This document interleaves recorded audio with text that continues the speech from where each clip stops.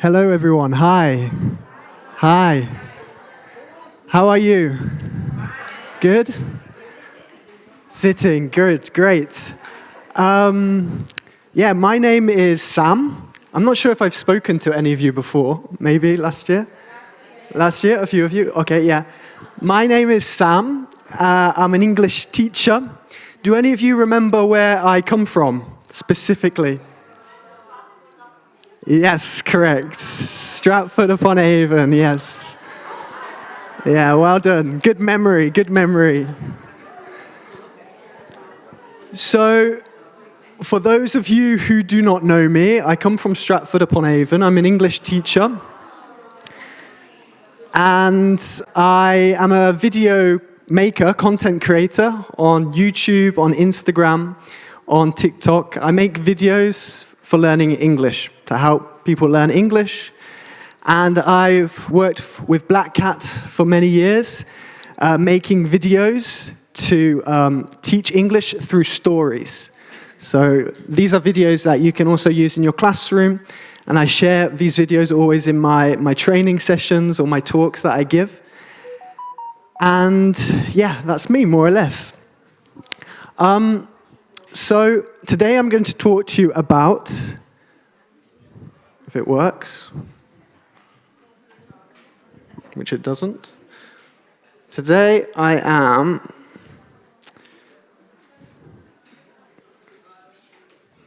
going to talk to you about playing with the story. Now, playing with the story is a kind of approach to how we can use stories in the classroom. Because sometimes I feel like we approach a story or a book in the classroom that our students have to read, like this huge tower we have to get to the top of. How many more pages are left? It's a real chore. But I believe that we can approach a story like a platform that we can play on, that we can jump in and jump out of, that we can change, that we can explore. We can explore ourselves in the story. We can explore the world in the story. So I'm going to share with you today some fun techniques and digital techniques that can help you explore the story in interesting ways in your classroom. We're going to be looking at some AI techniques as well, and also how we can use the videos to do this. Okay, but do you all love stories? I imagine you all love stories, yes? Yes, okay. So I want to find out why you love stories. And to find out why you love stories, I want to ask you which character you are. Okay, so as we play this little game, you can give a score from 0 to 5. 5 means it really describes you, okay? This is why you love stories. 0 means it doesn't describe you whatsoever. Of course, you can give a vote somewhere in between. But the first kind of character that we have is an Alice of imagination. So if you're an Alice of imagination, you love stories because you go down the rabbit hole, you see all of these imaginary worlds that spark your imagination, things that you would never see in your day-to-day life. Okay, so if this describes you a lot, you can give a score of 5. If it doesn't describe you whatsoever, you can give a score of 0. But our next character is a Gulliver of adventure. These people love stories because it takes them on an adventure. They explore different lands. They're not staying in Milan. They're going to explore different places that they wouldn't usually see. We can travel the world, and we can also travel to imaginary worlds. So if that describes you, if you're a Gulliver of adventure, you can give a score of 5. The next character is a Pinocchio of growth. Okay, so if you're a Pinocchio of growth, you love stories because it helps you grow as a person, helps you understand who you are better, helps you understand yourself more, your emotions more, emotional understanding, how to deal with different things in life. You learn life skills through stories. So perhaps you are a Pinocchio of growth. Or perhaps you are a Pocahontas of curiosity. This character loves stories because they are curious about different people who are different to themselves. So like Pocahontas, you like learning about different cultures, how people live in different parts of the world, how people live who have a different experience to you, different situations to you that they're living in. So you could also be a Pocahontas of curiosity. Okay, so those are my 4 characters. So which character are you? Why do you love stories? You could, of course, be a combination of all of these things. But does anybody feel they are an Alice of imagination? Yes? Put your hands up if you feel you're an Alice of imagination. Okay. Quite a lot. Okay, a Gulliver of adventure. Okay, perhaps more Gullivers of adventure. A Pinocchio of growth. Okay, a few, not so many. A Pocahontas of curiosity. Okay, a lot of you. Put your hand up if you think you're a combination of all of these things. Okay, yeah. Or perhaps you're someone else. Maybe you have another reason why you love stories. But I think we all love stories.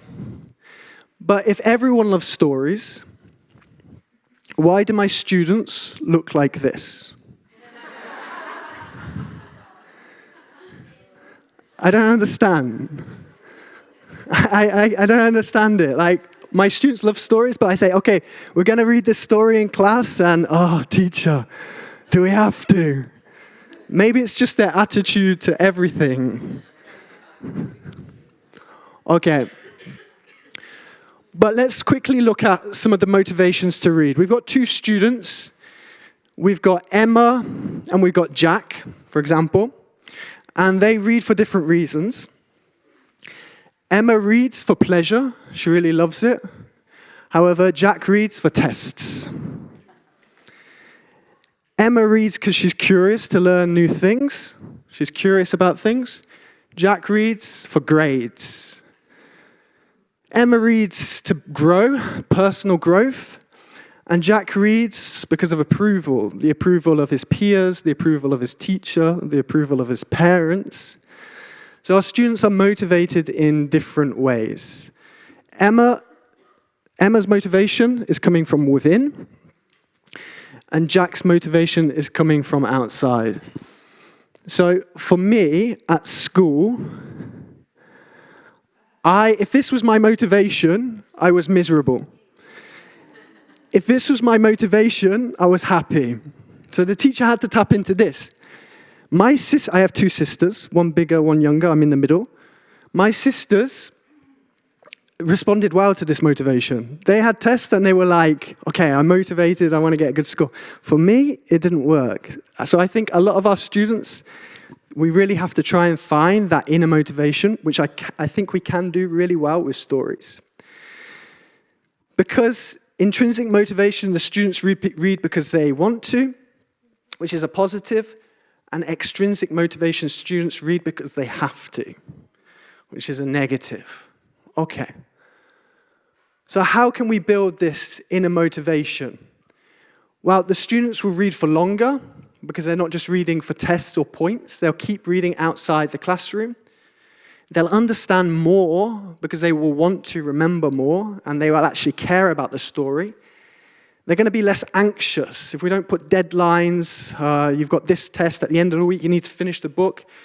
If we lower the pressure, they'll be more confident to make more risks with the language. And hopefully, in an ideal world, we can develop this real reader identity in our students. I am a reader in English. If we do this, then we are winning. So a few ideas of how you can build that inner motivation.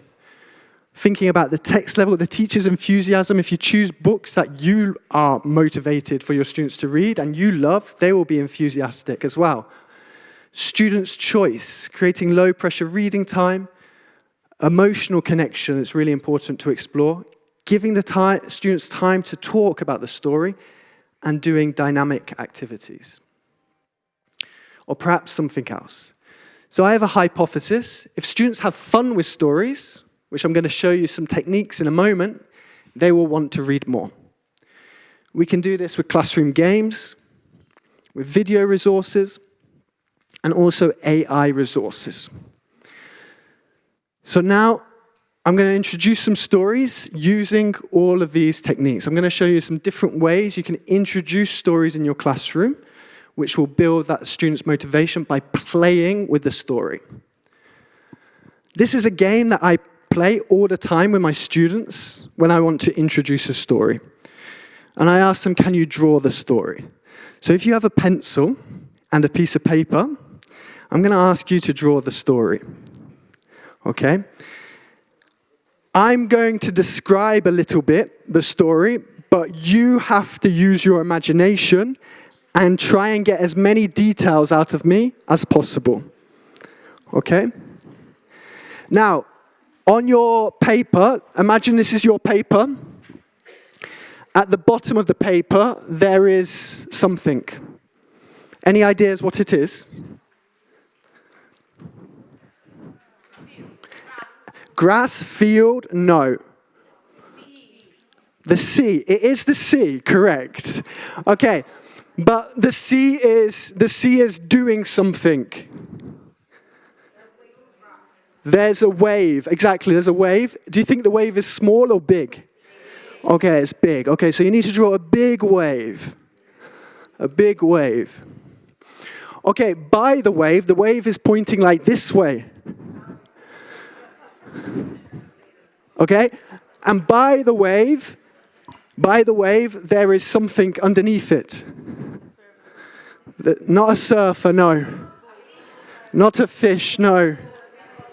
A boat. Good, a boat. What kind of boat do you think it is? A sailing boat, yeah, a sailing boat. Do you think the boat is new or like modern or old? It's old, very good, okay. What do you think the boat is made of? Good, and the boat has something, it has a flag maybe, or for the wind to blow? It has sails, okay. So you got your wave, you got your sailing boat. If you have any other questions, feel free to ask to get as many details as possible. Looking very beautiful so far. Bellissimo. Molto bello, mi piace. Okay, and in the sky there is something. It's not the sun. Clouds, thunder. What is the weather doing? It's stormy weather. Okay, and there's something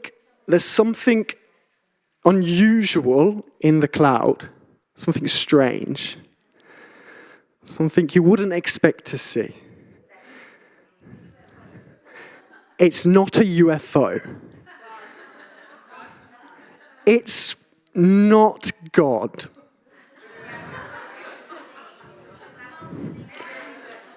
It's a kind of a monster, yeah. But in the cloud, you can see a big face. Do you think the face is of a man or a woman? A man, okay. And do you think he is young or old? He's old. He's old. Do you think he's happy or sad? Okay. Angry. Excellent. He's angry. Okay, and this man has a feature on his face that men often have. He's got a beard. He's got a beard, yeah. Okay, very good. Let me see your drawings. Fantastic work. Excellent. Oh, wow, digital. I see. Excellent. Beautiful. You don't want to share with me? Oh, it's very nice. It's very nice. You should be artists, not teachers. Okay. Now, I want you to look at your beautiful pictures. They're beautiful. And I want you to think about this story that you have on your paper, and I'd like you to give it a title. What would you call this story? The what? The Rime of the Ancient Mariner. The Rime of the Ancient Mariner. I like it. It sounds exciting. The Tempest. No spoilers, no spoilers. Any other titles? The Man of the Clouds. Wow, I would read that book. So it looks good. The what? Ah, Zeus, like the god, the Greek god. Zeus is angry. Okay, I like it. A beautiful day. Bellissimo. Okay. Okay, so what I do is I play this as a game.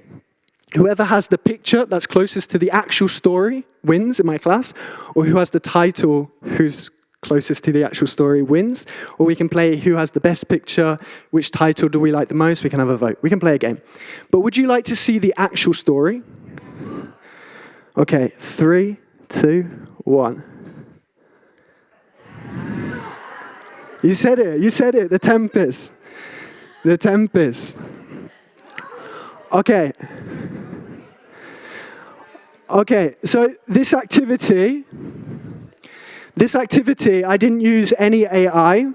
I didn't use any digital resources in this activity. But this activity gets your imagination working. It makes you curious about the story. Hopefully pre-teaches some vocabulary of the story. It involves them. And that's my same idea, how we should use digital resources and AI. Because I think often we use AI, especially, to take away our imagination and take away our creativity. We say, okay, AI, do this. Fantastic, done. But I think we can use AI to make our students, or help our students be creative, help them use their imagination. This is the way that we should be using AI and creating resources in the classroom. So I'd like you to look at another story. And this story, I'm introducing into my classroom using AI. Okay, I'm going to show you how to make an illustration like this using AI. But before I show you how to make it, we're going to play another quick little game. You have 60 seconds to look at the picture and try and remember as many details as possible. Are you ready? Okay, go. When the green line is over, your time is up.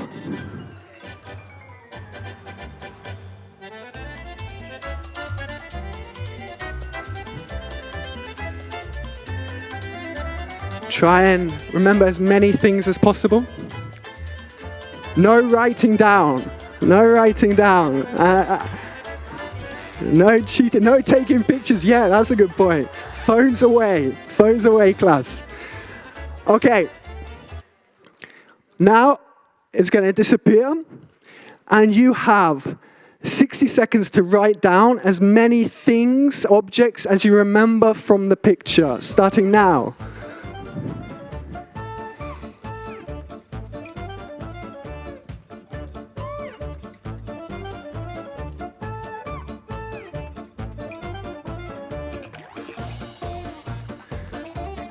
Ooh. I forgot to put the timer. You get a little bit more time.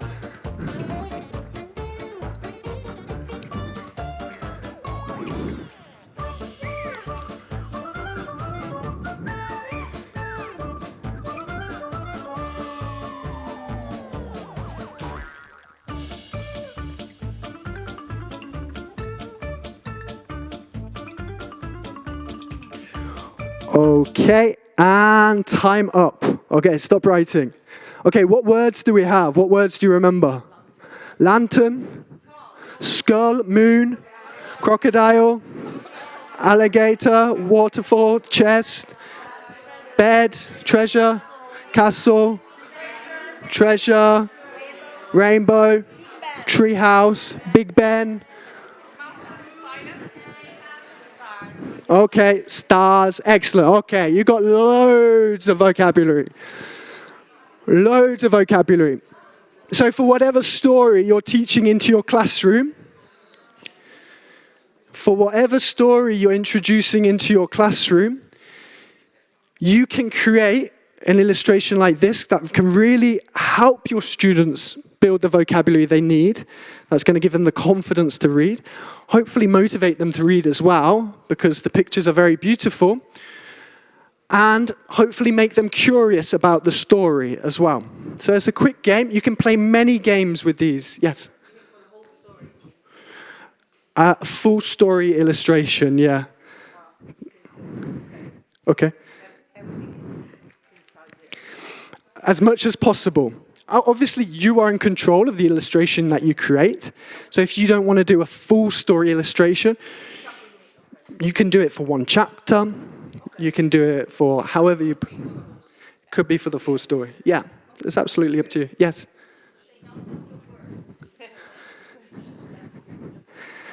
No, I would... Personally, so the question was, if they don't know the stories before, would you pre-teach the vocabulary? I personally wouldn't, but it's up to you. I would see how much they know, and then afterwards we can go, okay, what's this called? Does anybody know? And we can elicit it, or we can then help them. That's how I would do it. But so here's another one that I made. This is for Alice in Wonderland. And it's really simple to do.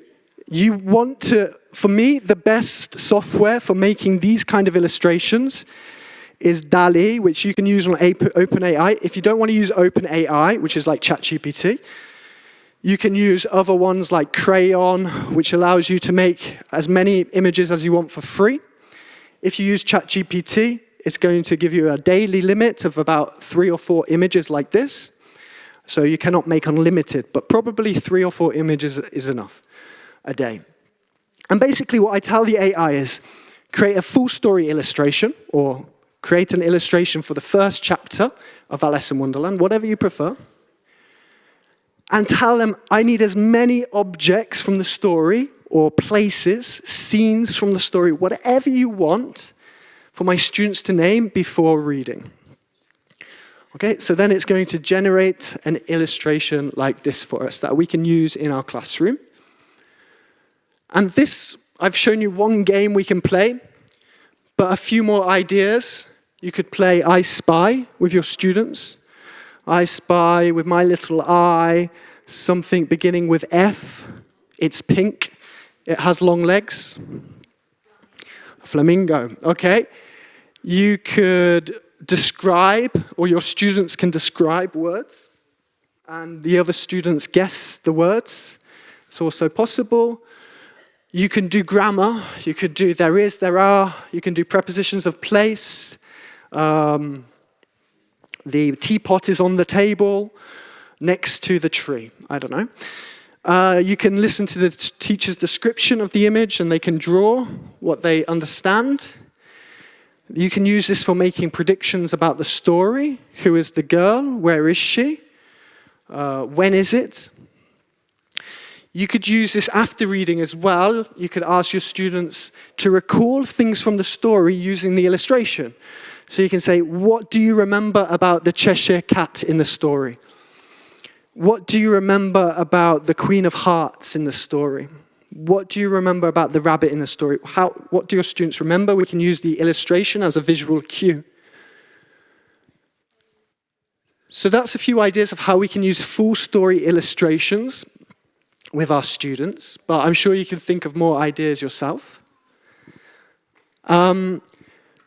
Another activity I like to play, a game I like to play with my students when I introduce a story, is called a story in 5 words.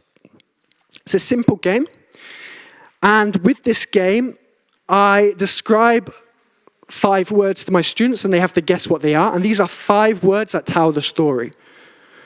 So, I will describe the first word to you. This word is something dark. Any ideas? It's not the night. Ink? No. Sky? No. Shadow. Shadow is correct. Very good. Okay, shadow. Good guess. Good guess. In Bari, I had one teacher that said wine.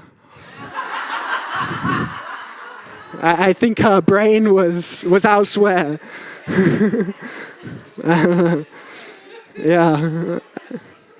Yeah, a bit of primitivo or something, I don't know. The next word, what is the next word? The next word is something magical. Not a powder, not a wand. It's not a stick, it's not a spell. It is? Fairy. It's a fairy, yes. It's a fairy. Good guess. You're very good at guessing. Okay. The next word is a place. It's not London. It's a island. Now you are guessing the story. It's not fair. Okay. You're ruining my game. The next word is also a place, I guess, that you might find on the island. A place. It's not a lake. It's not a cave. Forest is correct. And the final word is a person, or group of people, I guess. Yeah. Not children. Pirates, yeah, pirates. Okay, so I play this game, and then I ask my students, how are the words connected in the story? I say, imagine you don't know the story Peter Pan. How could these stories be connected? I don't know. Maybe the shadow belongs to the fairy. Maybe the fairy lives on an island. My students can predict maybe on the island there are pirates. Maybe the pirates kidnap the fairy. The fairy hides in the forest. The pirates take the fairy to the forest. And I don't know, something like that. You can get your students making their predictions just using 5 words. You choose the 5 words, 5 key words of the story. Get them to guess what they are. How do you think they're linked? How do you think they are connected? And get their predictions. Do you want to watch the video to find out how these words are connected? Okay. Do you know this guy? That's me. That's not Peter Pan. Did you know I can fly? I can fly. Okay, so this is a video, a catchy English video that we do with the Black Cat graded readers. These are all on YouTube, so I'll share with you where you can find them at the end of the talk. So this is a video that I created that can be done after this activity, so the students can check their understanding, and it can help them explore the story a bit more, get a bit more confidence before reading, so it's something you can show them. Would you like to see it? Okay. Let's learn English with Peter Pan. The story begins in London, in the Darling family's house. Wendy, John and Michael are in their bedroom with their dog, Nana. Suddenly, they see something in their room. It's a dark shape that looks like a person. It runs around the room and you can't catch it. What is it? It's a shadow. Very good. The shadow belongs to Peter Pan. Peter Pan is not alone. There is a tiny creature with wings that flies. She glows like a little light. What is she? She is a Very good. Fairy. Her name is Tinkerbell. Peter Pan takes the children into the sky, far away from London. They fly to a place surrounded by water on all sides. What do we call this kind of place? It's an island. The island is called Neverland. On the island, they walk through a place full of trees and green plants. This place is full of nature. What is it? It's a forest. In the forest, they find the lost boys. But the island is not always safe. There are men with swords who are dangerous and steal. What do we call these dangerous men? They are They are pirates. One of the pirates is called Captain Hook. Okay. So the video can help your students, I think, especially those that not all of us are strong at reading. Okay, and we have to take that into account with our students, and these digital resources can really help those students who maybe respond better to visual cues or maybe acting things out with these games. So the video can really help with that multi-sensory learning, making the classroom a little bit more dynamic as well. And after watching the video, you can help your students understand the story they're about to read a little bit better, so they have an idea what's going to happen. You can check their understanding, so the shadow, what is a shadow? It's something that follows you, it's dark. Who does the shadow belong to? It belongs to Peter Pan. Who is the fairy? It's Tinkerbell. She's a magic creature with wings. What's the name of the island? It's Neverland. The forest is where the lost boys live. The pirates are dangerous and steal. The captain is Captain Hook. So we can really help our students connect the story before reading to give them the confidence to read in their classroom. We can also use the AI. We can use AI to help teach a theme from Peter Pan, for example, or from Alice in Wonderland. So far, we looked at Peter Pan and we looked at Alice in Wonderland. Maybe a theme you would like to explore is, what does it mean to grow up? Which is a theme in both of these stories. And you can use AI to create amazing illustrations that will help your students have a conversation in the classroom, a discussion in the classroom. Because this is something that we want to discuss, this theme. So what I use is, I can use Nano Banana, which you can find on Gemini. It's really amazing. And you can create illustrations like this, which is an amazing illustration, I think, that you can create for free that's going to help you create a discussion in your classroom. So you can get your students describing what is happening in each picture. So the first picture, there's a boy. Where does he live? The boy. He's living in the countryside. What is he doing? He's planting a tree. Okay, and then in the second picture, we have the same boy, but he's older. Is he still living in the countryside? No, it's in the city. What's different in his life? Something's changed in his life. He got a degree. And in the final picture, we have the same boy, but now he's an adult. What's changed in his life? He's a father. What's he doing? He's working. So what things change at each stage? You can get your students discussing, is it better to be a child, a student, or an adult? What do we think? Is it better to be a child? A child? Yes? Why? Because you can play? Who thinks it's better to be a student? All of them together. I think it's better to be a student, less responsibility, don't have to go to school. I mean, you have exams and stuff, but who thinks it's better to be an adult? Okay, quite a lot of you. Okay. Can we create a definition?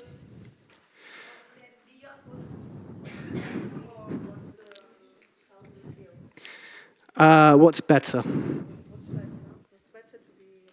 It's better to be a child. Okay, good.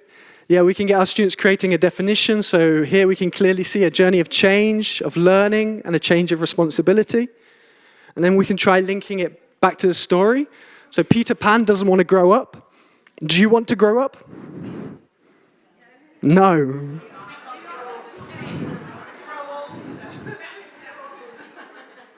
I did this activity using Peter Pan with many schools, with students. And they tell me, no. Every student tells me, no. Okay. So, I've got a second hypothesis, which is that if students connect with the story, they will want to read more. This connection is extremely important. And we already looked at how they can connect to the story. how we can relate the story to their lives. This will make the students want to read more. If we talk about the stories, if we help the students understand how the story relates to them and their world, and if we collaborate with the story as well. Collaborate with the story means changing the story, playing with the story in a different way, exploring the story using many methods that I'm going to share with you later. Okay. So let's explore a story with these strategies. Another little game, a story in 5 pictures. I need to introduce the story first, then we're going to see how we can connect it to our world, okay? Does anybody have any idea what the first picture might represent?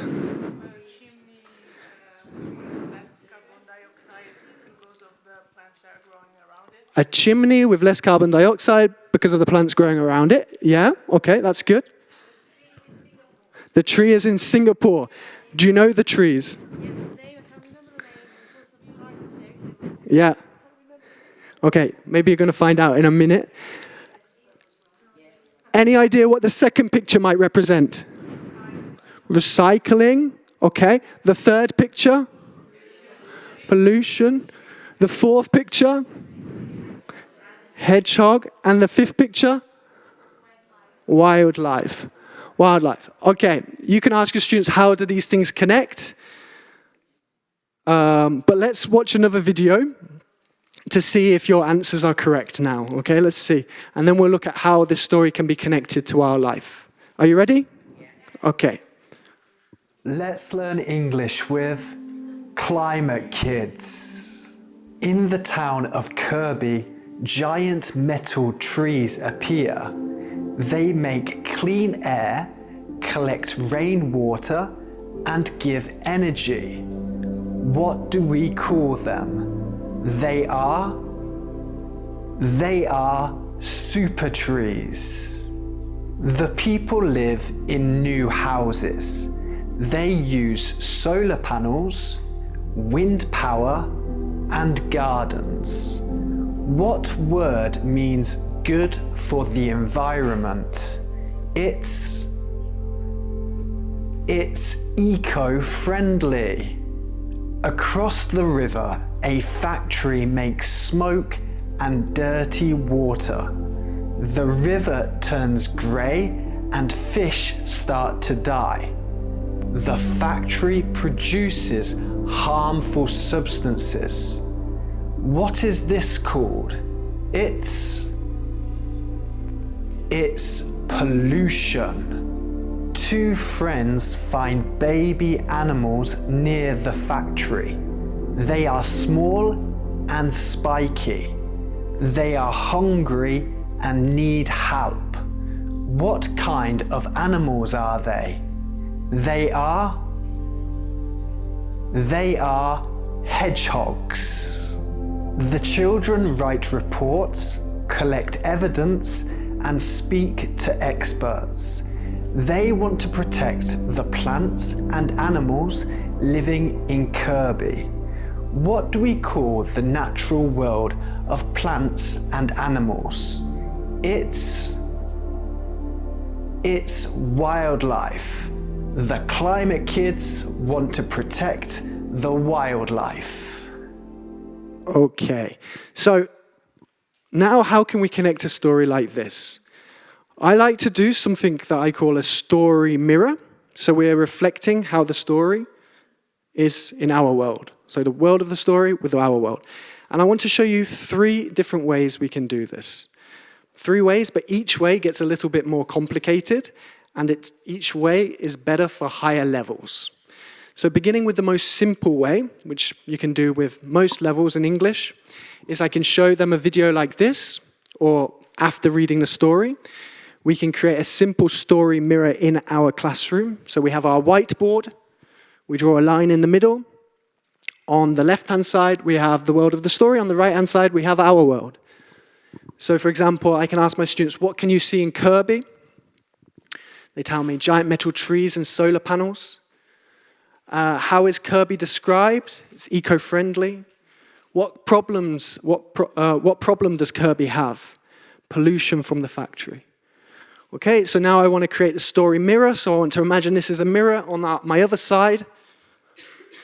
Can you see similar things in your town? What kind of green energy does Milan have? Does it have any? Does it have solar panels? Yes? Does it have super trees? But you have that building, no, with the green stuff. Maybe. Okay.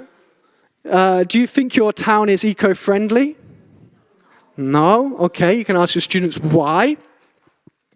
Does your town have similar problems? Okay, yeah, it has super problems. What type of pollution is there? You can get your students exploring. So this is the most simple way we can create a story mirror.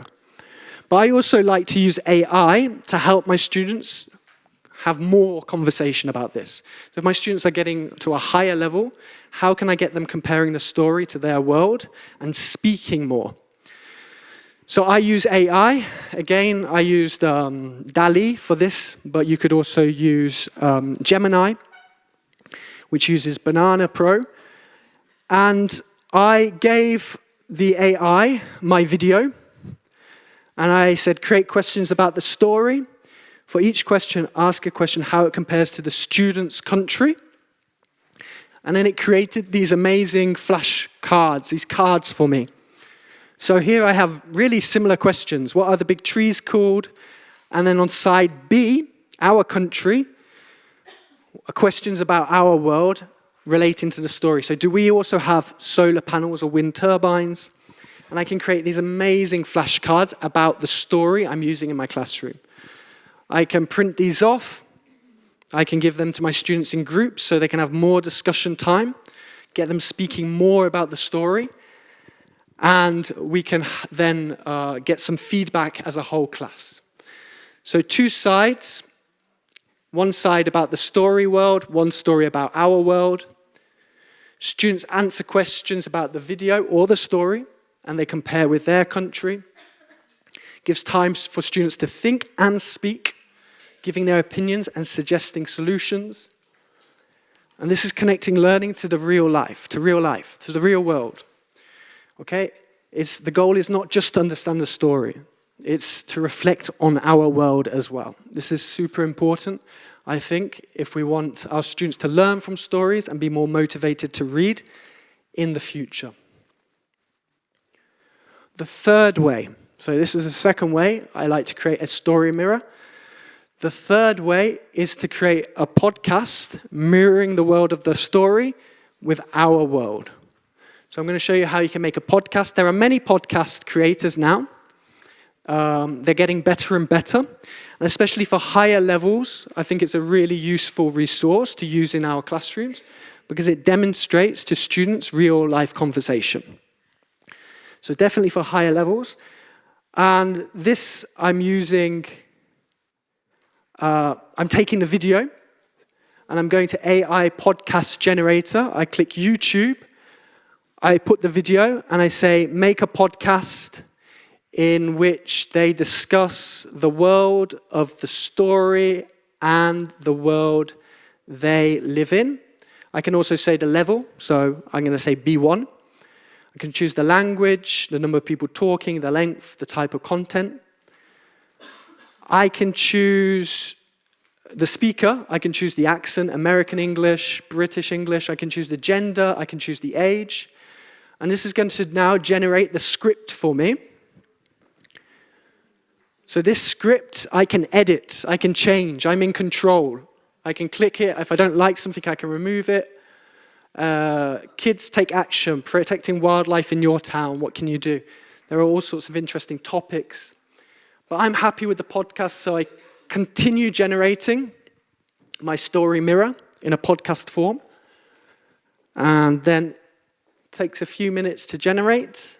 So, imagine walking into the town of Kirby and seeing these massive metal trees, like something out of a sci-fi movie. But instead of just looking cool, they actually help clean the air, collect rainwater, and even provide energy. It's wild, right? They call them super trees, and I love the idea that technology like that isn't just for show. Those trees are like nature's helpers, but made by people almost like a team-up between humans and the planet. Exactly. And the people in Kirby are really into eco-friendly living now. Their houses have solar panels, they use wind power, and Okay, then later the podcast goes on to talk about how Kirby describes with the world that they're living in. So we can download this, we can download the script, we can print off the script for our students, we can put the script into Gemini, we can create comprehension worksheets, we can do all sorts of cool things. This is one of the generators. It's called NoteGPT AI.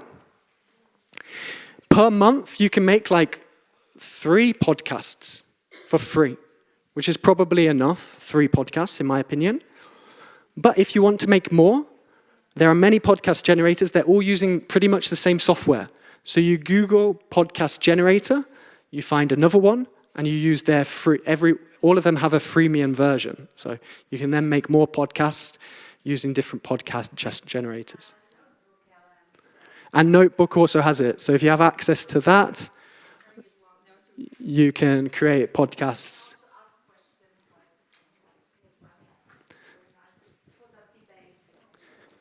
You can ask questions. You have the 2 characters talking. You have 2 characters talking during in the podcast, and you can interrupt them and ask a question, and then they integrate your question into the debate. That's cool. What's that on? That's on? Notebook. Notebook. LM. Okay, that's really cool. Yeah. Try that out.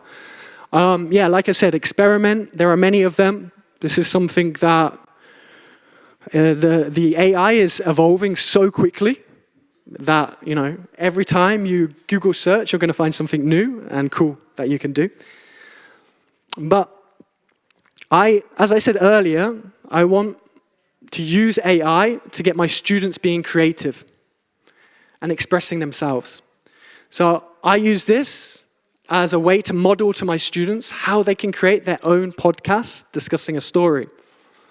So I can show them the podcast, let them listen to the podcast that they made, and I get them to write their own podcast. So they organize and improve their ideas clearly. So you can have 2 students working in 2s.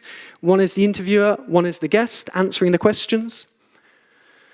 This is practicing their critical thinking skills. So the students have to explain their story or explain their opinions and message clearly. It's developing presenting skills. They develop confidence and practice speaking skills. They can obviously do their podcast live. You can do a live podcast in a lesson. But you can also get your students just to record the audio of their podcast. They can go into another room or they can do it at home. And then they can share their podcast with the class, which is going to help the other students develop their listening skills, listening to each other's podcasts, and their collaboration skills as well. They can work together, give feedback. And you can create your playlist of podcasts for your lesson about different stories. The example I gave here is Silver Skates, a podcast, but you can create podcasts for all different stories and topics that the AI can demonstrate how to do and inspire your students how they can do it themselves. Because connection really matters. We have to understand why we connect with the story. We have to connect emotionally. Yes? What about age? Because students cannot use ChatGPT. They're too young. Yeah, so for this, for the age, for the using ChatGPT, my students are not using it. I'm creating the resource for my students and giving it to them. So for example, no, I prepare it, or the teachers prepare it and give to the students. So I'm just preparing the material, and then I'm saying to my students, create your own podcast, which they create. They do it. They are the podcaster. It's nothing to do with AI then. The AI is only demonstrating, and we can do, obviously it helps them understand the story better. You can do many activities, but then I want my students to create their own podcast. But yeah. So, connection matters. If we don't connect with our emotions in the story, and we don't reflect how the story connects to us, I don't think we can ever develop a love for stories. So if we don't have this emotional connection, no love for reading. If all links connect, love for reading grows, If one breaks, we can't foster a love for reading.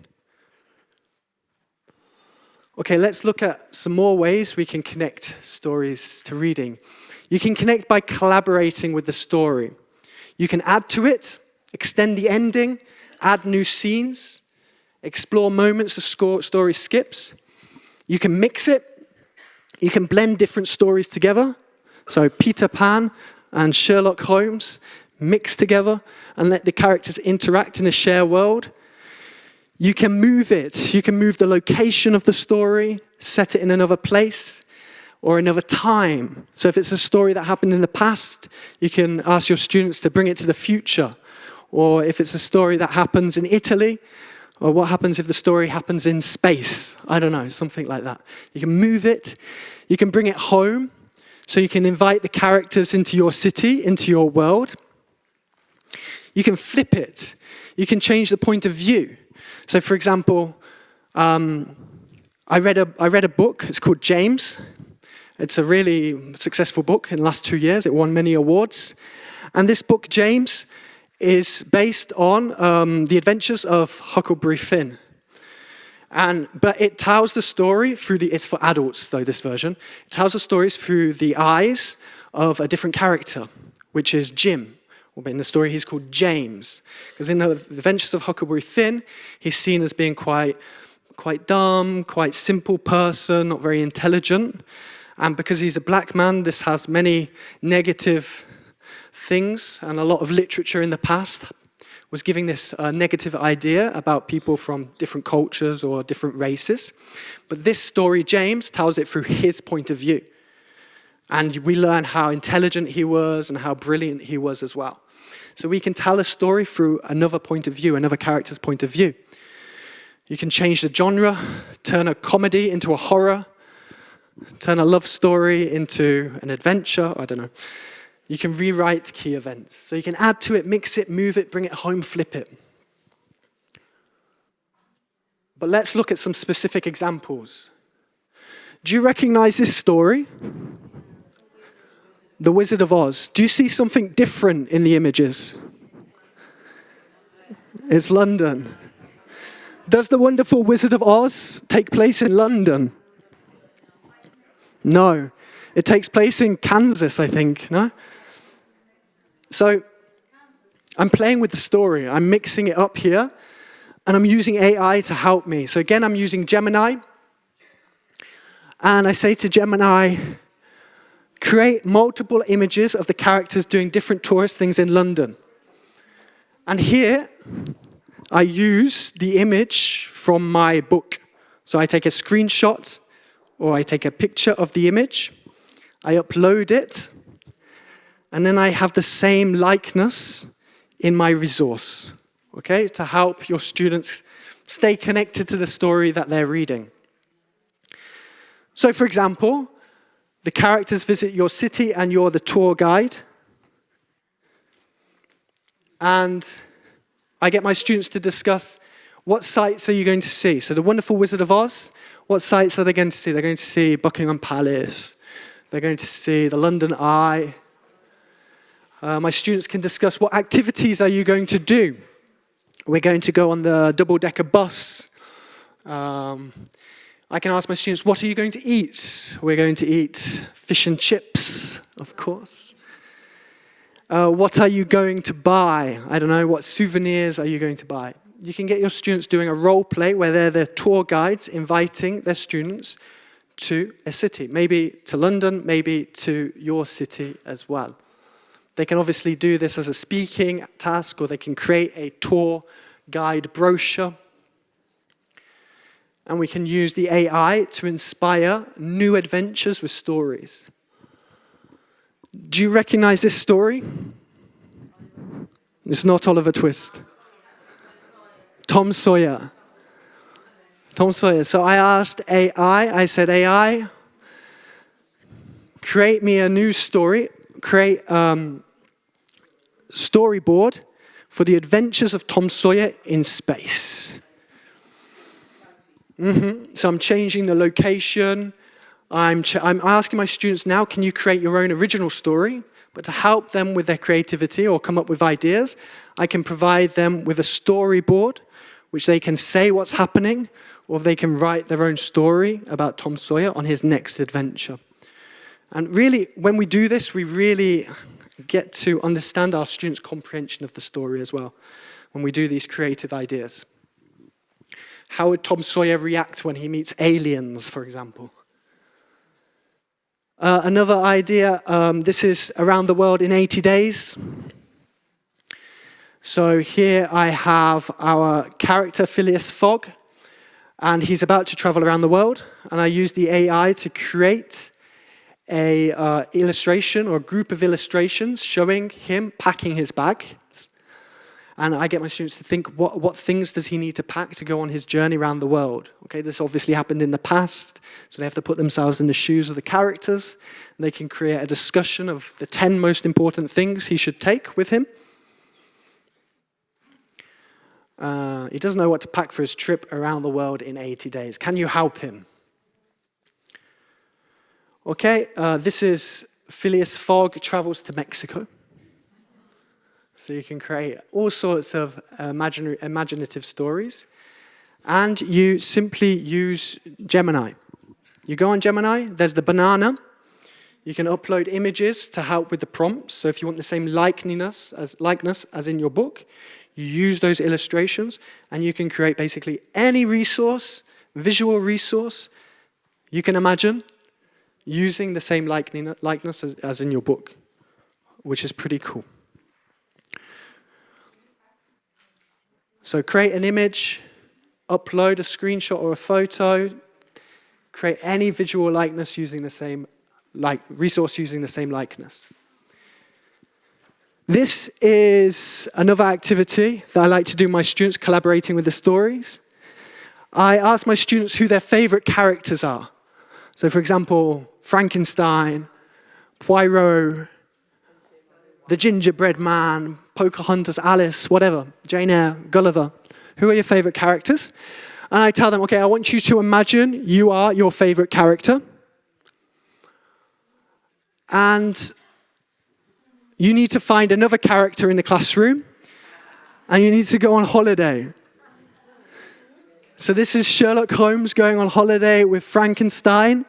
Again, I'm using the AI to create a visual cue to help with our creativity. And I tell my students, find a partner. So Frankenstein finds Sherlock. You need to organize a holiday together. What things do you need to organize? Where is it going to be? When is it going to be? Form of transport. You have to put yourself in the shoes of the characters. So you're not yourself now. So they have to think about what the characters want. What accommodation they want to stay in. What things do they want to see? And what activities do they want to do? So many role plays that we can do, playing with the story. But also this collaboration with the story is also connecting with the story as well. We're creating connection. Because playing with the story doesn't just mean having fun. It's exploring the story, using our imagination, expressing ourselves, connecting with the story, connecting how it relates to me, and collaborating with the story, playing with the story as well. So playing with the story is not just fun. That's the main point I want to make here. Sorry, we already saw this.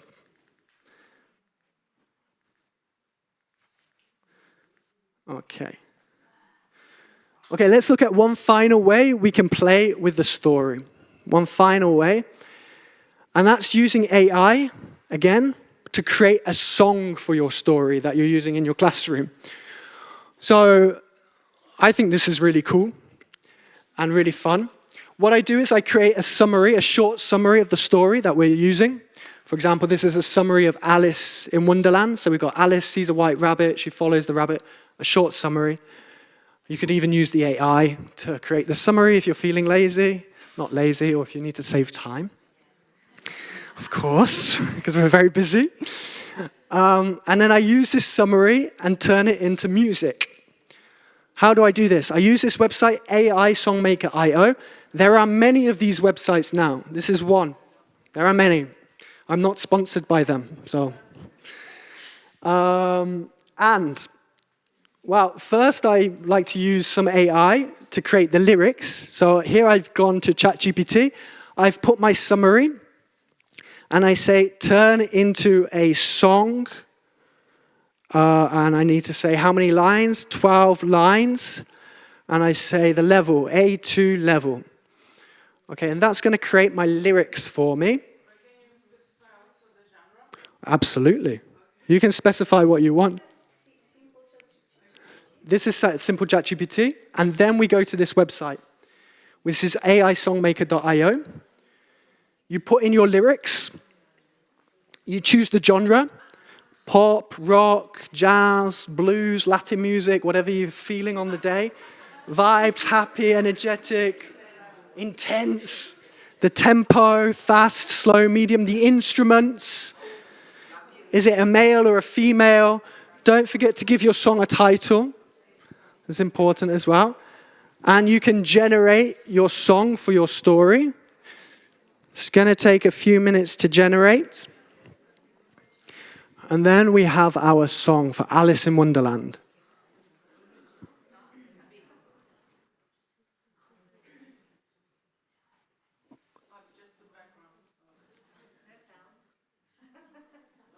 Volume.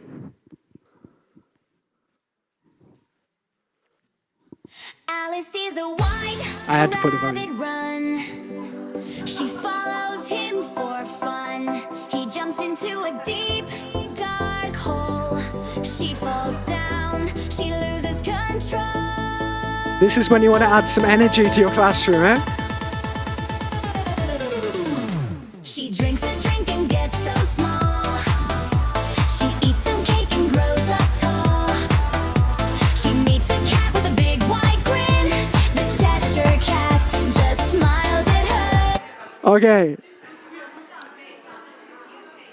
This is UK pop. Yeah, UK pop.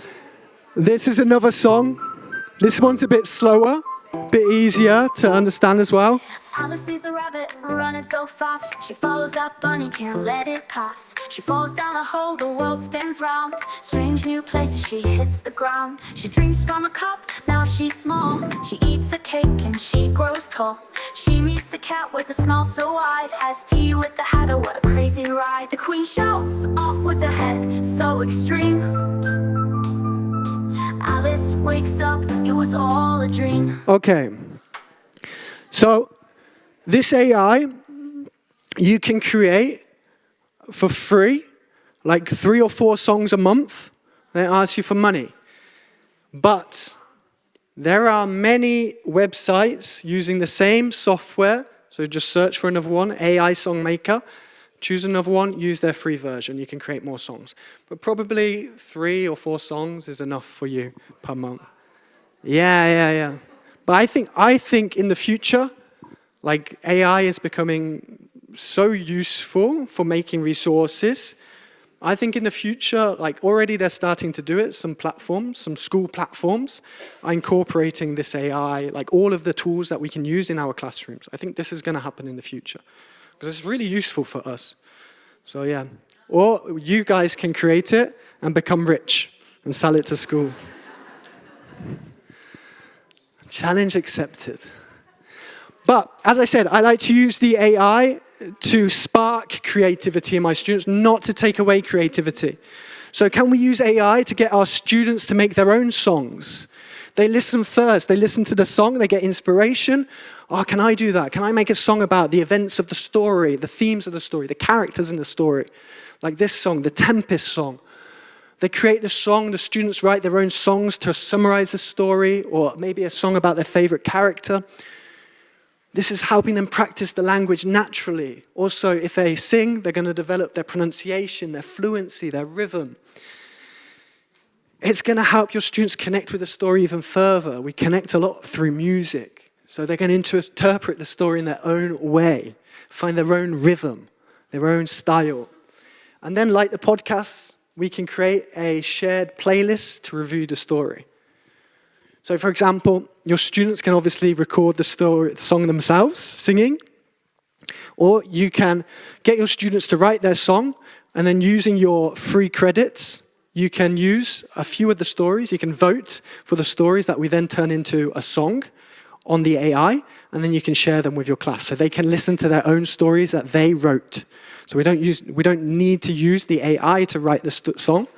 Your students can write the song. And then we use the AI to create it. They can create our class album, they can listen to it at home, on the bus, in school, whenever they want, helping them remember the story and the language in the story. Okay, but we're nearly at the end. But to finish, I would like to invite you to a final song. A final song. This is one of my favorite characters, Peter Pan. And this is a song I wrote using AI.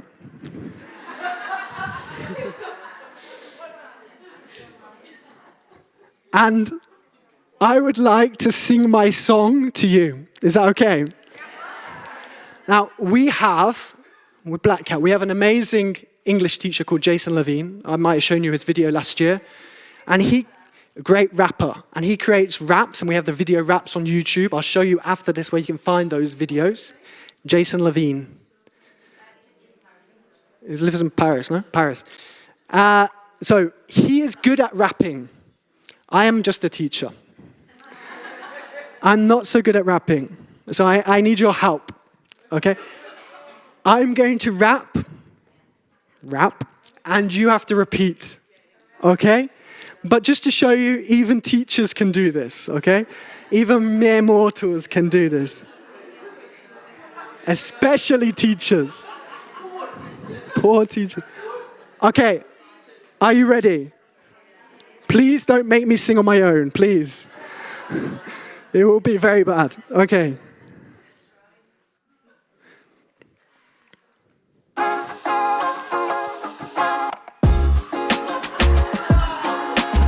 Are you ready? Okay.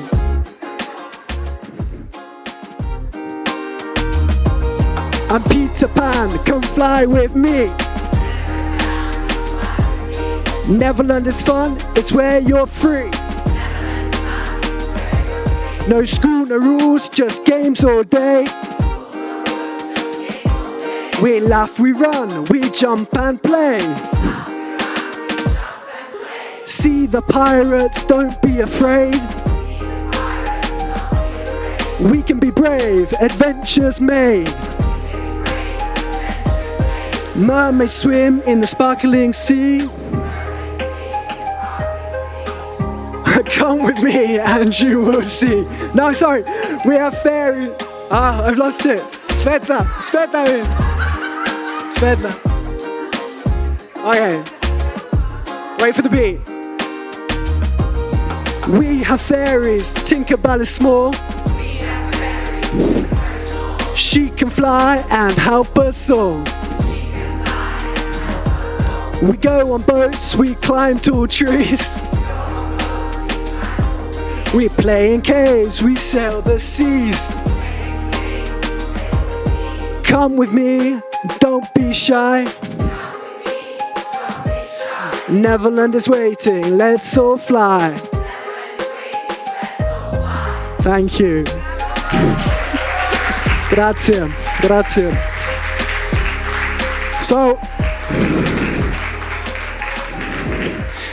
So we can use stories.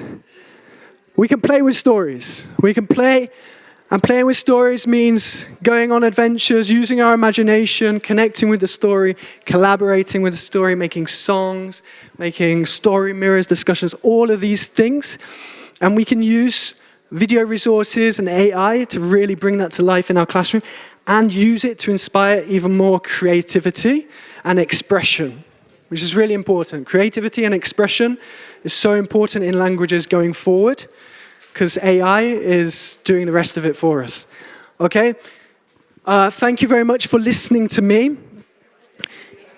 You can scan the QR code and you will find the videos. There are also the raps, and you can find the videos, and I'm constantly uploading new videos. So this will take you to the Black Cat website where the videos are, but you can also subscribe by searching blackcat.cdeb. You subscribe on YouTube, Instagram. You can follow us on Facebook. We've got a very active community on Facebook, or even TikTok for those TikTok English teachers, okay?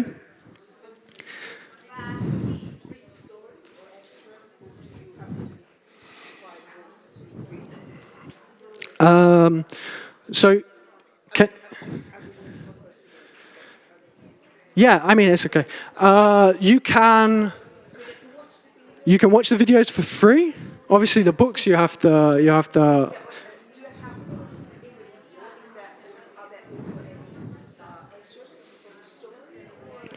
Yeah.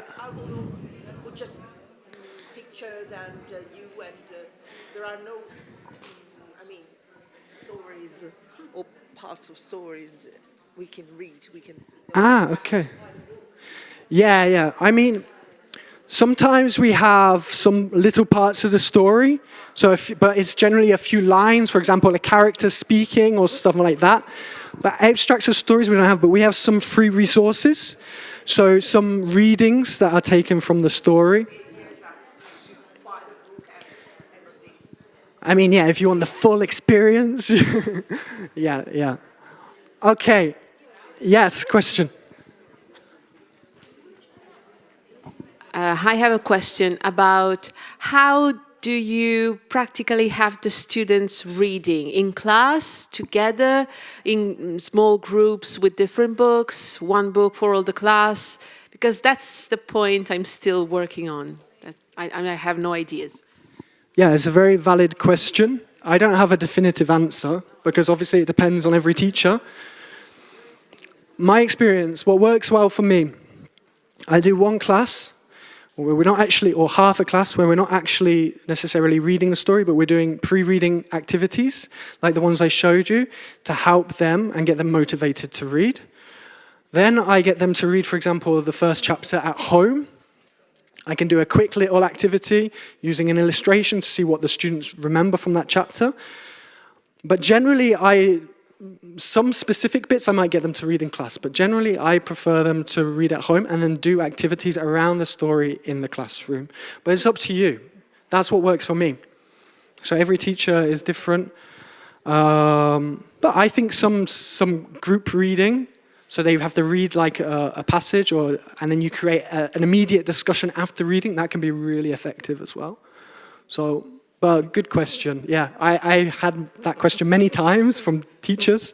It seems to be a big topic. Yeah. Okay, good. Any other questions? I think we are eating into your lunchtime now. So you can also ask me questions. I will be around lunch. So feel free to speak to me. But thank you very much. Thank you. Thank you.